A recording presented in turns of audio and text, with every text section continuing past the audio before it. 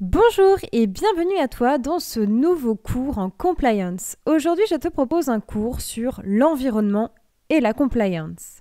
Pour ce faire, je te propose le plan suivant. Nous verrons dans un premier temps les démarches environnementales de la compliance, puis les sanctions inhérentes à ces démarches. Tu es prêt? Alors, c'est parti! Tout d'abord, étudions ensemble les démarches environnementales de la compliance. Tu peux noter dans un premier temps qu'il y a un réel devoir de vigilance environnementale qui a été posé par le Conseil constitutionnel, notamment le 8 avril 2011. D'autre part, le droit environnemental est un droit fondamental qui est protégé notamment par la Charte environnementale en ses articles 1 et 2, qui elle-même fait partie de notre Constitution. Ainsi, les entreprises se doivent de se doter d'organes internes pour respecter les mesures législatives et constitutionnelles du droit environnemental. Tu peux noter, dans un premier temps, la mise en place d'une cartographie de leurs risques environnementaux. Nous avons vu dans une précédente vidéo ce qu'est une cartographie des risques. Eh bien, pour le respect du droit environnemental, et donc respecter la compliance, les entreprises se doivent de créer une cartographie des risques environnementaux. D'autre part, il y a une mise en place d'un audit environnemental.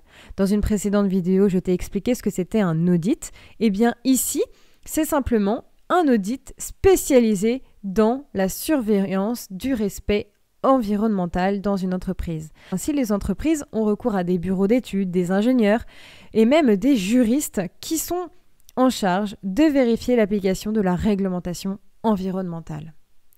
D'autre part, l'audit environnemental, tu peux noter que c'est un instrument de gestion comprenant des évaluations systémiques, mais aussi documentées, périodiques et objectives, destinées à la protection de l'environnement.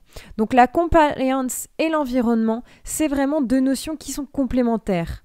La compliance, si elle veut être totalement effective, elle se doit de respecter les normes environnementales. Ainsi, il existe un audit interne et externe de l'entreprise. Interne car l'entreprise elle-même va s'auto-auditer pour vérifier si elle est bien conforme en mettant en place des programmes de compliance notamment, et externe, c'est-à-dire que l'autorité publique a tout à fait le droit de venir vérifier si l'entreprise est bien dans les normes environnementales notamment. Alors bien sûr, à cela, il y a des sanctions en cas de manquement. En effet, ce sont des sanctions qui peuvent être administratives ou pénales. Il y a également la possibilité d'une mise en place d'une convention judiciaire d'intérêt public.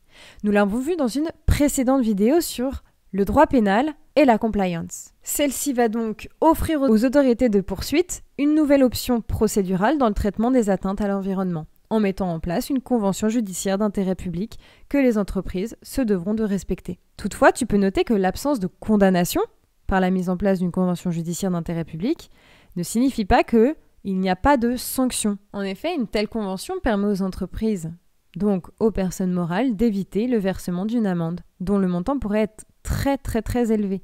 Mais si les entreprises ne respectent pas la convention, alors elles seront punies. Voilà, j'espère que ce cours en compliance a bien su t'aider dans tes révisions. En tout cas, n'hésite pas à t'abonner, à me laisser un commentaire et à partager la vidéo. Et n'oublie pas, tout le monde peut apprendre. À bientôt!